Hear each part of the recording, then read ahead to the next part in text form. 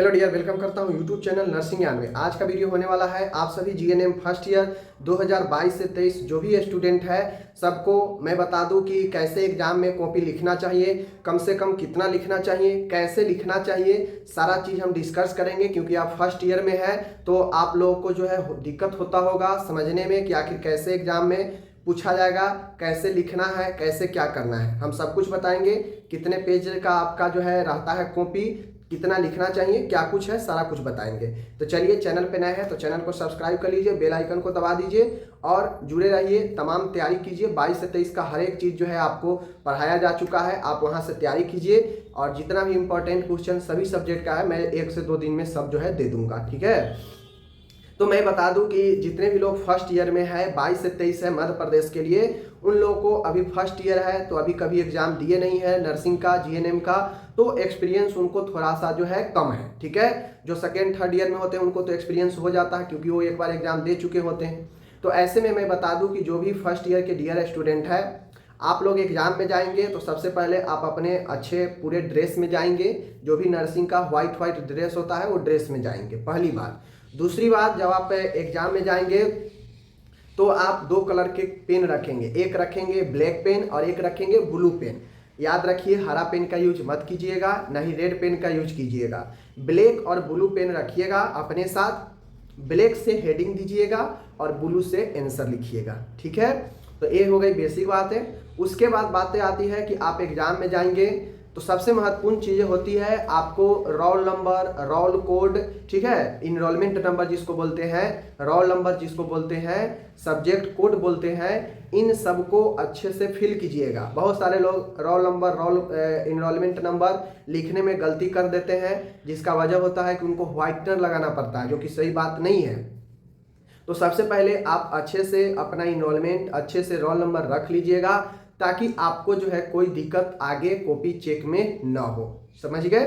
ध्यान से पहले आप अपना नाम, अपना इनरोलमेंट, अपना रोल नंबर, अपना सब्जेक्ट, डेट, ये सब अच्छे से लिख दीजिएगा ताकि कॉपी चेकने वाले को कोई दिक्कत ना हो आपका रोल नंबर, रोल कोड से। ओके, अब बात आती है कि आपको मिलेगा, जो कॉपी मिलेगा लिखने के लिए, उस कॉपी में आपको 40 पेज होंगे। क्या होंगे? उस कॉपी में 40 पेज होंगे, ठीक है, 40 पेज होंगे। अब आपको ध्यान देना है कि जो फर्स्ट ओमार का पेज होता है जिस पर आप रोल नंबर, रोल कोड सब भरते हैं, उसके पीछे आपको कुछ नहीं लिखना है, ठीक है। उसके पीछे आपको इंस्ट्रक्शन रहता है, उसके पीछे कुछ लिखना नहीं है। आप एक पेज छोड़कर लिखना शुरू कीजिएगा। दूसरी चीज़ें मैं यहाँ पे आप लोगों को क्लियर कर दूँ। 40 पेज मिलेगा तो उसमें आपका जितना भी क्वेश्चन होगा, जो क्वेश्चन पेपर मिलेगा, आप कम से कम प्रयास कीजिएगा, 18 से 20 पेज लिखने का। याद रखिए, मैं मिनिमम के बात कर रहा हूं कि 18 से 20 पेज लिखना जरूरी है। क्योंकि 50% पेज आप नहीं फिल करेंगे, नहीं लिखेंगे, तो जो कॉपी चेकने वाले होंगे उनके मन में कहीं ना कहीं ये चीज़ें चलेगा कि ये बंदा शॉर्टकट मारा होगा या जल्दबाजी में लिखा होगा, तो इसलिए इसको इतना पेज में हुआ है, ठीक है ना। 18 से 20 पेज में आपको आंसर अच्छे से लिखते हैं तो आ जाएगा, और लिखने वाले 30-30 पेज, 32-32 पेज जो है लिखते हैं। तो इन बातों को ध्यान में रखना है, समझ गए।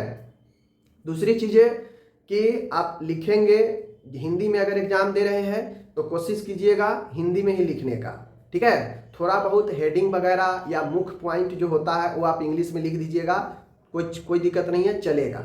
लेकिन आप ये कोशिश कीजिएगा कि आधा इंग्लिश लिख दे, आधा हिंदी लिख दे, तो वहाँ पे खिचड़ी हो जाएगा, वहाँ पे फिर चीज़ें जो है गड़बड़ होने लगता है।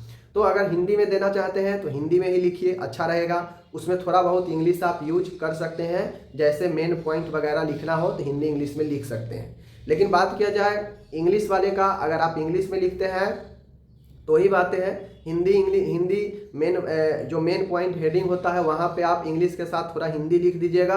बाकी आप इंग्लिश में एग्जाम दे रहे हैं तो टोटल इंग्लिश में ही लिखिएगा, बेहतर रहेगा। बीच में हिंदी घुसाने का प्रयास कीजिएगा तो वो फिर सही नहीं होगा। खिचड़ी नहीं करना है, यानी जो भी कर रहे हैं फ्रेश कीजिए, ठीक है।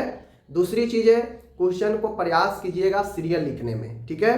क्वेश्चन को प्रयास कीजिएगा सीरियल लिखने में। मान गए 1-2 क्वेश्चन लिख दिए, 3 क्वेश्चन का हमको आंसर नहीं आ रहा है, तो हम ये पहले देख लेंगे कि इस 3 क्वेश्चन को हम कितने पेज में लिख सकते हैं, कितने पेज में जा सकता है। अगर 2 पेज में जा सकता है तो 2 पेज खाली छोड़ देंगे, फिर उसके बाद जो है सीरियल दे के लिखना प्रयास करेंगे। सीरियल से होता यह है कि कॉपी चेकने वाले के लिए आसान होता है, वो नंबर उसी अनुसार बैठा, मान गए एक क्वेश्चन है 10 नंबर का, दूसरा क्वेश्चन है 5 नंबर का, तीसरा क्वेश्चन है 10 नंबर का, तो उनको सीरियल पता है कि पहला 10 नंबर का है, दूसरा 5 नंबर का है, तीसरा 10 नंबर का है, तो उनको नंबर बैठाने में सही होता है। और आप इधर लिख देंगे कुछ और, फिर ले आएंगे कोई और क्वेश्चन नंबर, तो उनको कॉपी चेकने में दिक्कत हो जाएगा, वो इरिटेट हो जाएंगे, फिर वहाँ पे वो नंबर काटना शुरू कर देंगे। तो ऐसे में सीरियली लिखने का प्रयास कीजिएगा, बेहतर रहेगा आपके लिए, कॉपी चेकने वालों के लिए। सबसे महत्वपूर्ण बातें आती है कि कुछ भी लिखिएगा साफ साफ लिखिएगा, एकदम अच्छे हैंड राइटिंग में लिखिएगा, बढ़िया से लिखिएगा और समय का ख्याल जरूर रखिएगा। बहुत लोग कहते हैं कि सर मेरा क्वेश्चन छूट गया है, जबकि 3 घंटे का समय मिलता है, पर्याप्त समय मिलता है, बहुत समय होता है 3 घंटा, तो इन 3 घंटे में आप बिल्कुल अच्छे से लिख सकते हैं। तो ऐसा नहीं कि समय कम मिलता है, बस समय उनको कम जाता है जो इधर उधर झांक परोस करने लगते हैं, उनके लिए समय की किल्लत हो जाती है, फिर उनको समय कम जाता है। बातें को समझ रहे हैं? तो इधर उधर देखना नहीं है, आपको जो आता है लिखते जाना है, क्वेश्चन किसी भी हाल में नहीं छोड़ना है। अगर 5 क्वेश्चन का जवाब देना है, 5 क्वेश्चन आपको जवाब देना है, क्वेश्चन छोड़ के मत आइएगा। अगर डिफिनीशन भी आता है तो डिफिनीशन भी लिख दीजिएगा, कुछ उससे रिलेटेड लिख दीजिएगा, तो कुछ ना कुछ आपको नंबर मिल जाएंगे। क्वेश्चन छोड़कर आना नहीं है। तो ये कुछ महत्वपूर्ण बातें हैं जो कि एग्जाम से रिलेटेड मैंने आपको बता दिया। बाकी आपकी इच्छा जैसे कीजिएगा बेहतर रहेगा। ठीक है, धन्यवाद।